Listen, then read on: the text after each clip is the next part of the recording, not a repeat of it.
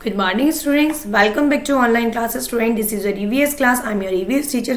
So, students, आज EVS में हमने आपको अब तक आपका जो चैप्टर चल रहा था वो आपका चैप्टर चल रहा था 19.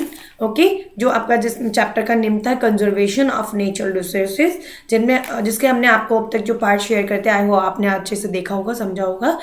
आज हम आपको उसी चैप्टर में आपका पढ़ाते हैं जो टॉपिक है conservation of resources. Okay student, इससे पहले हमने जो आपको उस चैप्टर में रीड कराया था वो आपको पढ़ाया था यूजिंग रिन्यूएबल रिसोर्सेज के बारे में, जिनको हम रिन्यूएबल कर लेते हैं यानी कि उनको रीयूज कर रहे हैं दोबारा से. उसमें हमने आपको सोलर पावर के बारे में बताया था, है ना. सोलर पावर क्या होता है कि जो हमें सन से पावर मिलती है हम उसको सोलर पावर कहते हैं. ठीक है, तो इसमें हम एक पैनल को लगाते हैं जो कि सन से एनर्जी लेता है और उसको कन्वर्ट करता है किसमें, इलेक्ट्रिसिटी में कन्वर्ट करता है. ओके, जिसमें हम बैटरी लगाते हैं और बैटरी हमारी चार्ज हो जाती है. ओके, उसके बाद हमने आपको पढ़ाया था वाइंड पावर के बारे में पढ़ाया था, जिसको हम वाइंड मिल लगाते हैं जहाँ पे जिस हमारे एरियाज में बहुत ज़्यादा तेज हवाएं चलती हैं तो हम उन जगह पे इसको यूज़ करते हैं वाइंड मिल, और जो कि हमारी इलेक्ट्रिसिटी बनाने में हमारी हेल्प करता है. ओके, उसके बाद हमने स्टूडेंट्स आपको एक और पढ़ाया था वाटर पावर के बारे में. ठीक है, वाटर पावर क्या होता है कि वाटर पावर के बारे में हमने बताया था कि वाटर व्हील्स होते हैं जो कि यूज़ करे जाते हैं, बहुत 100 साल पहले से यूज़ करे जा रहे हैं. ठीक है, और इसमें क्या होता है, वाटर व्हील्स को यूज़ करके मतलब पानी में और इलेक्ट्रिसिटी बनाने के काम आता है. और इससे जो हमारा क्या होता है, हमारे टर्बाइंस होते हैं और जो जनरेटर होते हैं उसमें वो हमारी इलेक्ट्रिसिटी को क्रिएट करने में हमारी हेल्प करता है. ठीक है, फिर हमने आपको बायोमास एनर्जी के बारे में भी बताया था कि बायोमास एनर्जी क्या होती है. जो भी हमारा जो घर का जो वेस्ट होता है, गार्बेज होता है और जो हमारा डग होता है ना, और जो हमारे वुड होते हैं, लकड़ी वगैरह को जलाकर जो हमें एनर्जी मिलती है वो हमारी बायोमास एनर्जी कहलाती है. ओके स्टूडेंट्स, तो आई होप आपने जो लास्ट वीडियो में आपको शेयर किया था वो आपने अच्छे से देखा होगा, आपको उसमें समझ आ जाएगा. ठीक है, आज हम आपको पढ़ाते हैं इसी का लास्ट आपका चैप्टर में आपका जो लास्ट पेज है. Every students open your book on page number 109. ठीक है, इसी चैप्टर में हम आपको पढ़ाएंगे conservation of resources. Okay, conservation of resources का मतलब होता है कि हम कैसे अपने जो संसाधन है उसका संरक्षण, उनको सेव कैसे कर रहे हैं. ठीक है, जो हमारे रिसोर्सेज हैं, स्रोत हैं, उनको हम कैसे सेव कर रहे हैं तो उनके बारे में. Because of the severe impact that we impose on the land, air and water, conservation has become increasingly important. जो हमारा जो ये सब चीज़ें हमारा जो हम कर रहे हैं, इन सारी चीज़ों का हमारे हमारी लैंड पे, हमारी ज़मीन पे, हमारी हवा में, हमारे पानी में बहुत ही दुष्प्रभाव पड़ रहा है, और जिसको कि सही करना है ना बहुत ही ज़्यादा ज़रूरी है. कंजर्वेशन, संरक्षण करना हम अपनी ज़मीन को, हवा को, पानी को बहुत ज़्यादा ज़रूरी हो गया है. ठीक है, इसको दुष्प्रभावों को बढ़ने से रोकना. ठीक है, conservation involves using natural resources wisely and reducing contribution to pollution of the land, air and water. हमें अब ये बुद्धिमत्ता से बहुत ही ज़्यादा सोचना पड़ेगा कि जो हमारे ये सारे हमारे जो रिसोर्सेज हैं, जो संसाधन हैं, हम इनको कैसे अपनी ज़मीन को, हवा को और पानी को बुद्धिमत्ता के साथ कैसे हम इनको पॉल्यूशन होने से रोक सकते हैं, पॉल्यूट होने से. Human activity can benefit the environment and help preserve resources. जो मानव की जो एक्टिविटी हैं, जो क्रियाएं हैं, वो इस एनवायरनमेंट को दूषित होने से, एनवायरनमेंट में जो ये सब पॉल्यूशन जो फैल गया है उसको कम करने में हेल्प कर सकती है. उनको हम और अगर बढ़ावा नहीं दें पॉल्यूशन को तो हमारी एक्टिविटीज़ अगर हम उनको में कुछ चेंज कर लें तो हमारे एनवायरनमेंट में और ज़्यादा पॉल्यूशन नहीं होगा.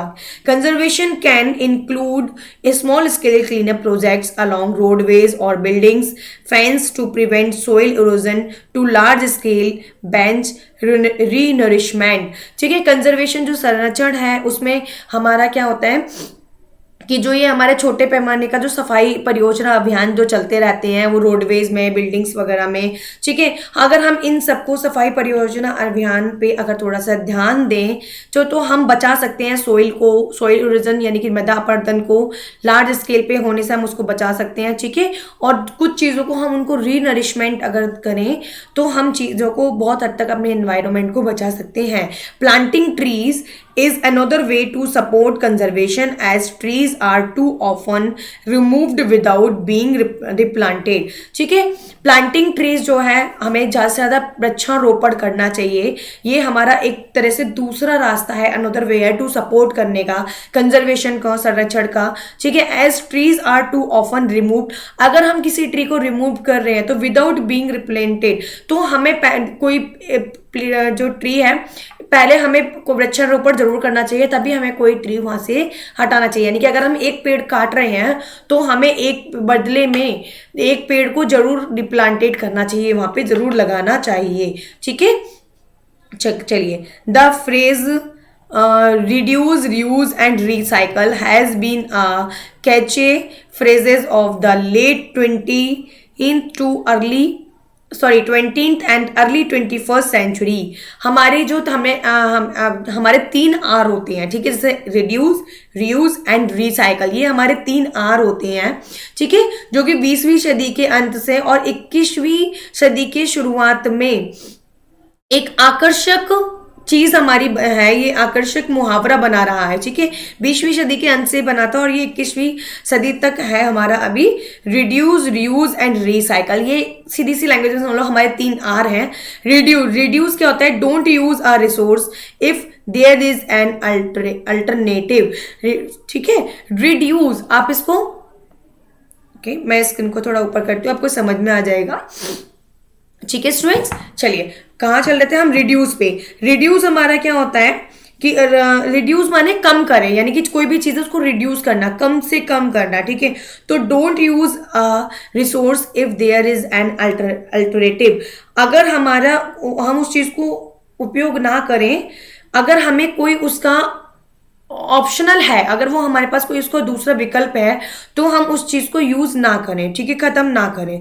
नेक्स्ट है रीयूज। रीयूज से भी आप समझ रहे हैं, यूज यानी कि प्रयोग करना, उपयोग करना, और री माने दोबारा। Use a resource again without changing it और रीप्रोसेसिंग इट। हमें क्या करना है, कोई भी चीज है तो हमें उसको दोबारा से यूज करना है, चाहे हम उसको चेंज करके यूज करें या उसको दोबारा से उस पर कोई प्रोसेस करके उस चीज को, वेस्ट को दोबारा से यूज में लाना। ठीक है, use glassware as opposed to paper plates and क्या है, स्टेरोफोम्स। ठीक है, हमें क्या करना चाहिए, ग्लासवेयर को यूज करना चाहिए पेपर प्लेट्स के बदले में। ठीक है, चलिए आगे आ जाइए। रिसाइकल। रिसाइकल क्या होता है? यानी कि पुनः यूज करना, दोबारा से यूज करना। रिसाइकल, पुनः चक्रण बोलते हैं जिसको। ठीक है, reprocess resource so that the materials can be used in another item, people can recycle paper। ठीक है, रिप्रोसेस होता है एक दोबारा से किसी चीज पे दोबारा से प्रोसेस करा जाता है, क्रिया करी जाती है। ठीक है, resource so that the materials can be use in another item. जैसे कि आपने देखा है कि आपकी गली में कबाड़ी वाला आता है, वो आपसे आपकी प्लास्टिक, लोहा, टील सब ले जाता है। फिर आपने कभी सोचा वो उसको क्या करता है? वो उसको आपसे खरीदता है, बदले में आपको पैसे देता है, और फिर वो जाके किसी और बड़ी कबाड़ी की शॉप पे उसको सेल आउट कर देता है। फिर वो सारा अलग अलग करा जाता है, उसमें से प्लास्टिक अलग करा जाता है, मेटल अलग करा जाता है, टीन अलग करा जाता है, ये सारी चीजें फिर वो सारी उस एक फैक्ट्री में जाती हैं, प्लास्टिक फैक्ट्री में जाती है, और वो सारी एक हाई टेम्परेचर पे मेल्ट करी जाती है। वो एक लिक्विड फॉर्म में बन गई प्लास्टिक, सारी प्लास्टिक का सामान जो भी था वो सारा मेल्ट करा गया और लिक्विड फॉर्म बन गया। अब उससे कोई भी हम प्लास्टिक की नई चीजें बना सकते हैं। तो क्या हुआ हमारा, वो हमने उस प्रोडक्ट को रिसाइकल कर दिया, है ना, समझ में आ गया ना। उसी को हमने उसको क्या करा, उस पर दोबारा प्रोसेस किया, रीप्रोसेस किया, और हमने उसको यूज में ले लिया। वापस से हम उस प्लास्टिक से चेयर भी बना सकते हैं, प्लास्टिक का डब्बा भी बना सकते हैं, कोई भी चीज हम उसको बना सकते हैं, हमने रीप्रोसेस कर दिया। तो आई होप चीज समझ में आ गया होगा। उसके बाद में आता है आपका प्रोटेक्ट यानी कि संरक्षण करना, बचाव। ठीक है, prevent the loss of resources, wild life, जो वन्य जीवन होते हैं उनको बचाना, बाई मैनेजिंग इट्स इन्वायरमेंट। ठीक है, अपने इन्वायरमेंट को ऐसे मैनेज करना है कि हमें वाइल्ड लाइफ को भी बचाना है। ठीक है, rapid deforestation can wipe out both animals and plant life. जो डिफोरेस्टेशन हो रहा है, जो ये भूमि कटाव जो हो रहा है, जो वनों का कटाव जो हो रहा है ना, ये क्या हो रहा है, हमारी दोनों चीज़ों को इफेक्ट कर रहा है, हमारी वाइल्ड लाइफ को भी, एनिमल्स को भी और प्लांट को के जीवन को भी। ठीक है, जो ये वन्य जीवन का जो कटाव हो रहा है भाई, जब जंगल कट जाएंगे तो जंगली जानवर कहाँ रहेंगे फिर, तो उस पर भी इफेक्ट डाल रहा है। प्लांट तो कट ही रहे हैं, तो प्लांट अगर कट रहे हैं तो हमारा एनवायरमेंट क्लीन नहीं रह रहा है, हमें ऑक्सीजन नहीं मिल रही प्रॉपर। तो ये सारी चीजें हमारा क्या हो रहा है कि वो तो दोनों चीजों को इफेक्ट डाल रहा है। By controlling the environment we can control the resources. हमें इन्वायरमेंट को कंट्रोल करने के लिए जो हमारे रिसोर्सेज हैं, जो हमारे प्राकृतिक संसाधन हैं, हमें उनको कंट्रोल करना होगा, उनको संरक्षित करना होगा, उन्हें सेफ रखना होगा। ओके स्टूडेंट्स, आई होप जो मैंने अभी आपको ये सब पढ़ाया है अच्छे से समझ आ गया होगा इस चैप्टर को। आपका ये चैप्टर 19 जो आपका चैप्टर 19 है जिसका नेम है conservation of natural resources complete हो गया स्टूडेंट्स। आपको वीडियो को अच्छे से वॉच करना है और समझना है। Okay student, thank you.